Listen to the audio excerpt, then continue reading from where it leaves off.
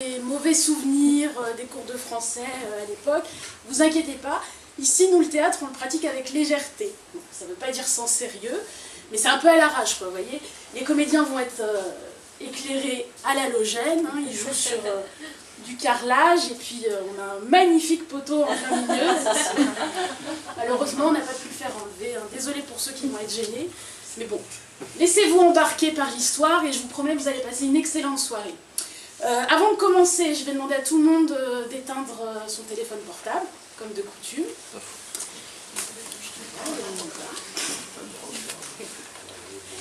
Donc, les comédiens sont prêts. Un petit chouïa stressé. Ce soir, c'est seulement leur deuxième représentation de cette pièce. Donc, je vais vous demander de les encourager. Vous avez un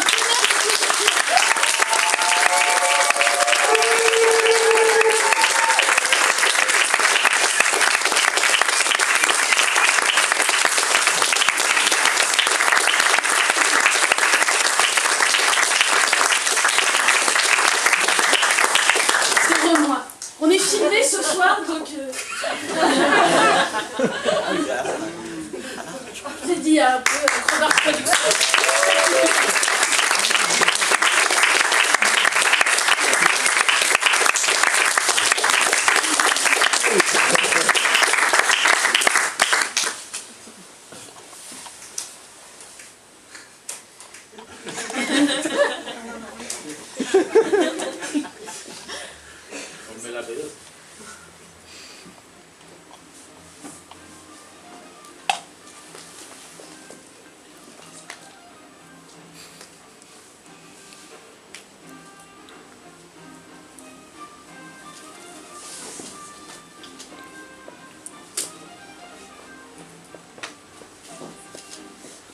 Jamais que mon cari consente.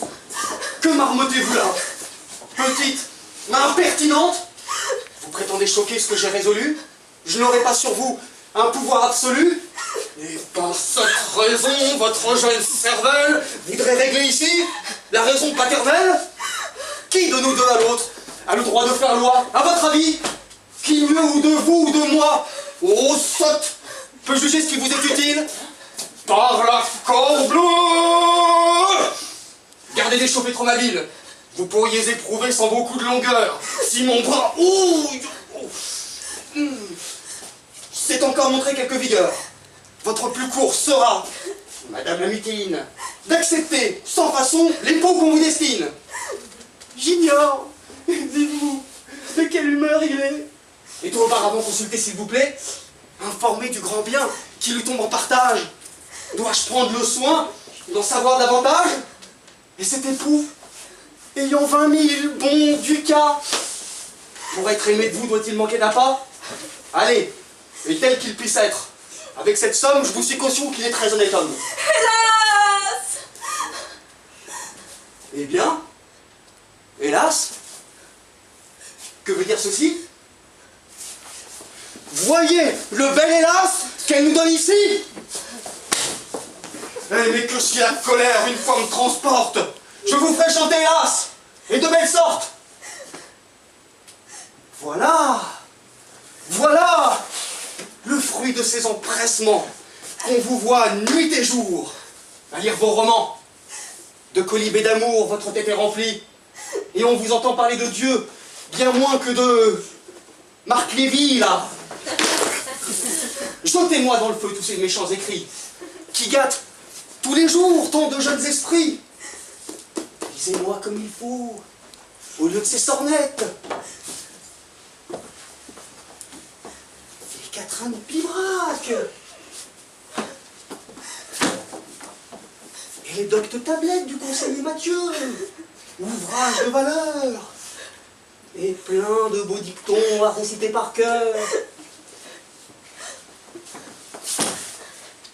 La Guide des pêcheurs est encore un bon livre.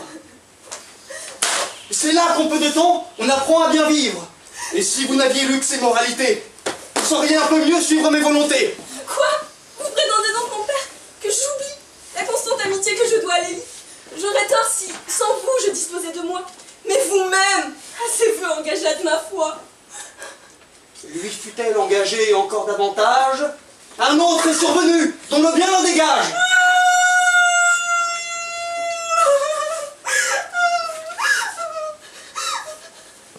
L'élie est fort bien fait, mais apprend qu'il n'est rien, qu'ils ne doivent céder au soin d'avoir du bien, que l'or donne au plus laid certains charmes pour plaire, et que sans lui, le reste est une triste affaire.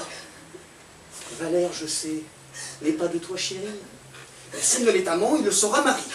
Bien plus qu'on ne le croit, ce nom d'époux engage. Et l'amour est souvent un fruit du mariage. Mais ne suis-je pas bien fat de vouloir raisonner, ou de pouvoir absolu j'ai le droit d'ordonner? Trêve donc, je vous prie, à vos impertinences, que je n'entende plus vos sottes doléances.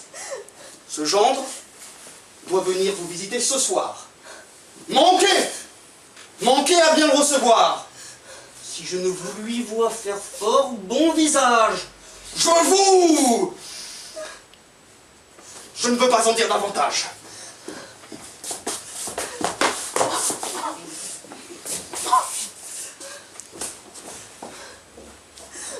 Quoi? Refuser? Madame, avec cette rigueur? Ce que tant d'autres gens voudraient de tout leur cœur. À des offres d'hymen, répondre par des larmes, et tarder tant à dire un oui si plein de charme. Hélas, que ne veut-on s'y marier? Ce serait pas moi qui serais prié, mais loin qu'un pareil oui me donna de la peine. Croyez que j'en dirais bien vite une douzaine. Le précepteur, qui fait répéter la leçon à votre jeune frère, a fort bonne raison. Lorsque nous discourons des choses de la terre, il dit que la femelle est ainsi que le lierre, qui croît beau, tant qu'à l'arbre il se tient bien serré, et ne profite point s'il en est séparé. Il n'est rien de plus vrai, ma très chère maîtresse. Je l'éprouve moi, chétive pécheresse. Le bon Dieu fasse paix à mon pauvre Martin, mais j'avais lui vivant le teint d'un chérubin, l'embonpoint merveilleux, l'œil gai, l'âme contente. Et maintenant, je suis ma commère dolente. Pendant cet heureux temps, passé comme un éclair, je me couchais sans feu dans le fort de l'hiver. Sécher même les draps me semblait ridicule. Je tremblais presque dans la canicule.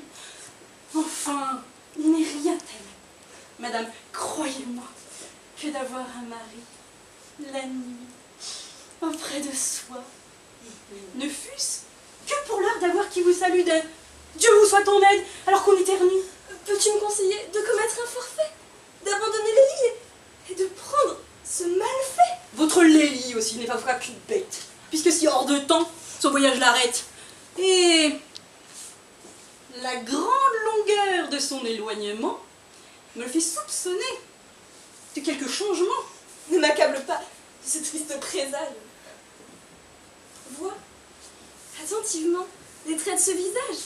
Il jure à mon cœur d'éternelles ardeurs, je veux le croire, qu'ils ne sont pas menteurs, et comme c'est celui que Larry représente, il conserve à mes feux une amitié constante. Il est vrai que ces traits marquent indignement et que vous avez lieu de l'aimer tendrement. Cependant, il faut. Soutiens-moi, madame. Nous revenons. Oh. Mon Dieu, elle tombe! Allez, vite! Oh là! Quelqu'un! Ah, qu'est-ce donc me voilà. Ma maîtresse se meurt! Quoi? Ah, n'est-ce que cela? Je croyais tout perdu, moi, de crier de la sorte. Mais approchons pourtant. Madame! Madame! Madame! Oh! Madame! Oh! Êtes-vous mort? Oh! De qui mot? Hélas, daignez me l'apporter, il lui faut du vinaigre, et j'en cours à prêter.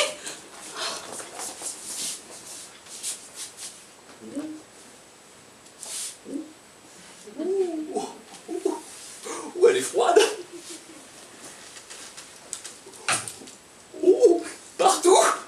Oh, je ne sais qu'en dire. Bon, approchons-nous, pour voir si sa bouche respire. Bon, ma foi, je ne sais pas, mais j'y trouve encore, moi, quelques signes de vie. Hein. Qu'est-ce que je vois? Mon mari dans ses bras. Mais je m'en vais descendre, il me trahit sans doute, et je veux le surprendre.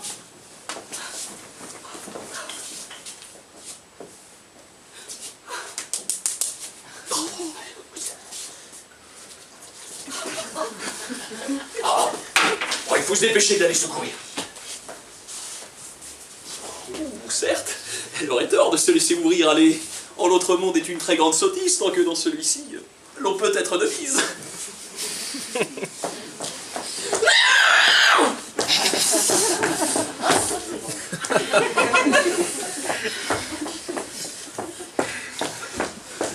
Il s'est subitement éloigné de ces lieux et sa fuite a trompé mon désir curieux. Et de sa trahison, je ne fais plus douter. Le peu que j'ai vu me la découvre toute.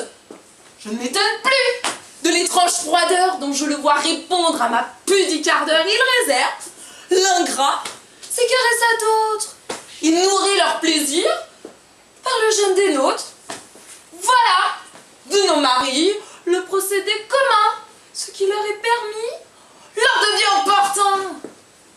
Ah, dans les commencements, sont une merveille, ils témoignent pour nous des ardeurs.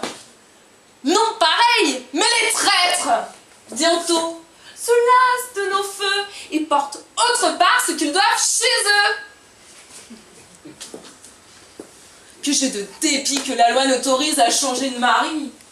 Comme on fait de chemise, ça serait commode. Et j'en sais tel ici, qui, ma foi, comme moi, le voudrait bien aussi. Quel est ce bijou que le sort me présente? L'émail en est fort beau. Et la gravure, charmante. Ouvrons. Ouais, on la croyait morte, hein, ce n'était rien. Hein. Ouais, il en faut plus qu'autant. Hein. Oui, elle se porte bien. Oh, mais j'aperçois ma femme. Ciel, c'est miniature. Et voilà d'un bel homme, une vive peinture. Oh, que considère-t-elle avec attention? Oh, ce portrait. Oh, mon honneur. Oh, ne nous dis rien de bon. Oh, la forme d'un soupçon, je me sens l'âme. Oh, ému. Jamais rien de si beau ne s'offrit à ma vue. Oh là là. Que cela sent bon. Oh, peste. Le baiser. Oh, j'en tiens. Avouons qu'on doit être ravi quand un homme ainsi fait, on peut se voir servi et que s'il en comptait avec attention le penchant, avec grand la tentation. Mais déjà mari d'une aussi bonne mine, de mon pelé, de mon royaume. Ah, Mathilde. Nous vous y surprenons. En faute contre nous, en diffamant l'honneur de votre cher époux. Donc, à votre calcul, oh, ma très digne femme, monsieur, tout bien compté, ne vaut pas bien madame. Et de par belles épus qui vous puissent emporter, mais de quel plus rare parti pourriez-vous souhaiter? Qui peut trouver en moi quelque chose à dire? Cette taille, ce porc, le porc, ce visage, si propre à donner de l'amour. Pour qui? 1000 beautés, soupir, nuit et jour. Bon, bref, en tout et partout, ma personne charmant, n'est donc pas un morceau dont vous soyez content. Et pour satisfaire vos appétits gourmands, il faut joindre au mari le ragoût d'un galant. J'entends à demi-mauve à la raillerie. Tu crois par ce moyen que Et à je... d'autres, je vous prie, la chose est avérée. Je tiens dans mes mains un bon certificat du mal dont je me plains. Mon courroux n'a déjà que trop de violence sans le charger encore d'une nouvelle offense. Écoute, ne crois pas retenir mon bijou et songe un peu l'arrêter. Je songe, oui. À te rompre le cou. Ah, que ne puis-je aussi bien que je tiens la copie tenir à l'original. Pourquoi? Oh, pour rien, ma mignonne. j'ai des vœux. Oh, j'ai grand tort de crier, hein. Et vous, de vos dons, vous dois remercier. Ah, le voilà. Ah, le beau-fils. Oh, le mignon de Couchette, le malheureux tison de ta flamme secrète, le drôle, avec lequel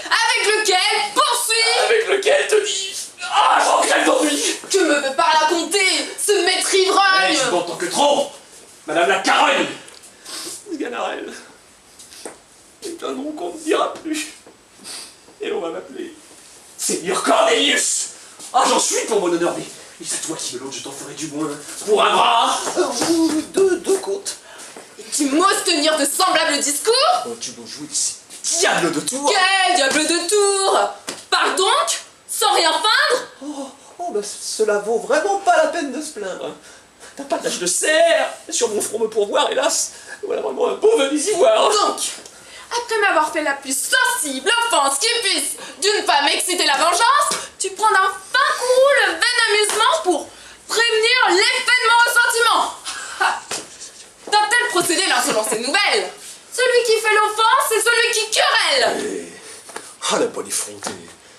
À voir, se fier maintien, mais ne la croirait-on pas une femme de bien? Va, poursuis ton chemin, cajole tes maîtresses, adresse-leur tes vœux, fais-leur tes caresses, et rends-moi mon bijou sans te jouer de moi. Oui, tu crois m'échapper, hein? Je l'aurai, hein? Malgré toi, hein?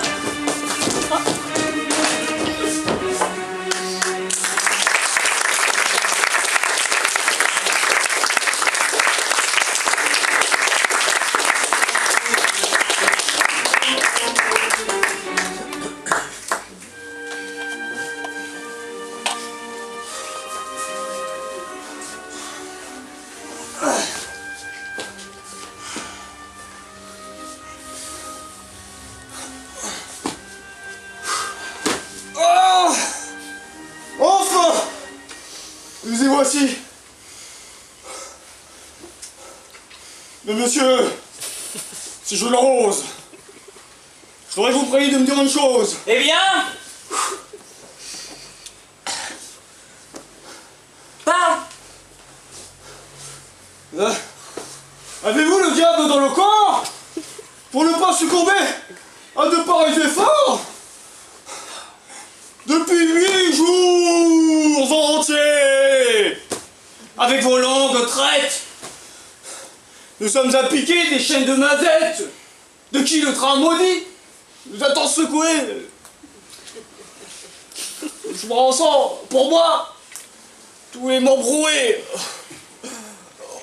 sans préjudice encore, d'un accident bien pire, qui m'afflige à un endroit où je ne veux pas dire. Pendant arrivé,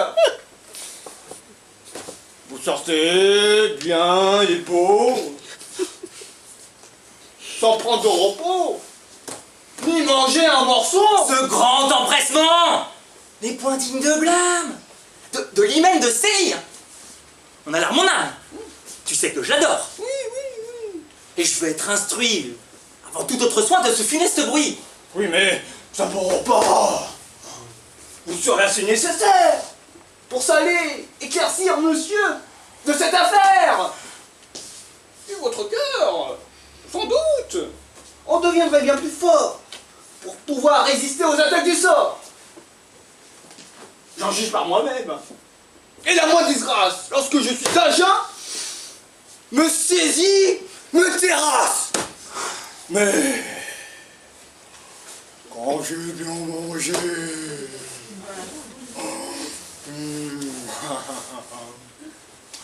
bah, mon âme est ferme à tout. Et les plus grands revers n'en reviendraient pas. Croyez-moi, monsieur, bourrez-vous, sans réserve aucune, contre les coups que peut vous porter la fortune. Et pour fermer chez vous l'entrée à la douleur, de vin, verre de vin, entourez votre cœur. Je ne saurais manger. Si bien fait. Moi je meurs.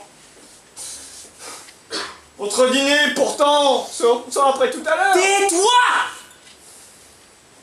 te l'ordonne. Oh ben, c'est un ordre inhumain. J'ai de l'inquiétude. Et moi, j'ai de la faim. Mais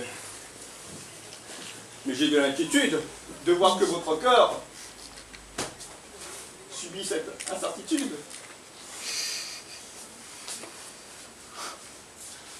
Laisse-moi m'informer de l'objet de mes vœux, et sans m'importuner, va manger si tu veux. Je ne réplique point à ce qu'un maître ordonne.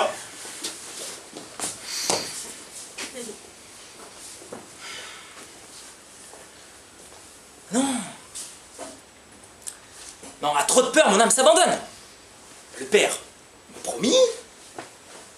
La fille a fait voir des preuves d'un amour qui soutient mon espoir. Ah, nous l'avons! Nous l'avons! Nous l'avons! Et je puis voir à l'aise la grogne du malheureux pandard qui cause ma vergogne. Bon, bah, il ne m'est point connu. Oh Dieu, qu'elle perçois-je ici? Et si c'est mon portrait? Que dois-je croire aussi? Oh, pauvre Sganarelle. Ah, quelle destinée! Ta réputation est-elle condamnée? Ce gage ne peut, sans alarmer ma foi, être sorti des mains qu'il tenait de moi. Faut-il que désormais, à deux doigts, on te montre, qu'on te mette en chanson, Sganarelle, le coquille, et qu'en toute rencontre, on te rejette au nez le scandaleux affront qu'une femme mal née imprime sur ton front. Me trompais-je? Ah, truande! Ah, tu as bien le courage de m'avoir fait cocu dans la fleur de mon âge. Les femmes, un mari, bon, me passer pour beau. Oh, faut-il qu'un marmouset, un maudit et tourneau. Je ne m'abuse point. C'est mon portrait. Lui-même. Oh, cet homme est curieux. Oh, ma surprise est extrême. Oh, qui donc en a-t-il? Je le veux accoster. Puis-je... Hé! Personne. De grâce! Un mot! Oh, que me veut-il compter? Puis-je obtenir de vous de savoir l'aventure qui fait dedans vos mains trouver cette peinture?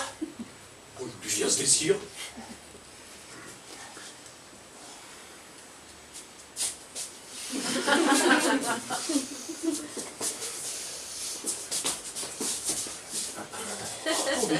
Oh, mais je m'avise ici. Ah, ma foi, me voici de son trouble. Éclairci sa surprise. À présent, n'étonne plus mon âme, c'est mon homme. Ou plutôt, oh, c'est celui de ma femme. Retirez-moi de peine et dites d'où vous vient. Et nous savons, Dieu merci, le souci qui vous tient. Ce portrait, il vous fâche. Et votre ressemblance, il était dans des membres de votre connaissance.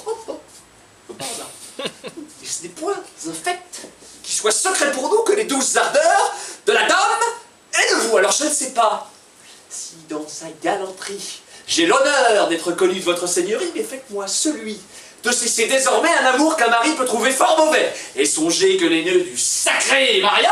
Quoi? Celle, dites-vous, dont vous tenez ce gage? Et ma femme. Et je suis son mari. Son mari? Oui, son mari, vous dis-je. Et mari, très mari. Vous en savez la cause, hein, et je m'en vais l'apprendre sur l'heure à ses parents.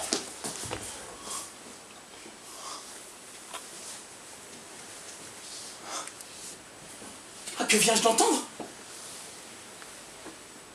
L'on me l'avait bien dit. C'était tous l'homme le plus mal fait qu'il avait pour époux. Ah, comme les serments. Ta bouche infidèle, tu m'aurais pas promis une flamme éternelle de ce mépris d'un choix si bas et si honteux.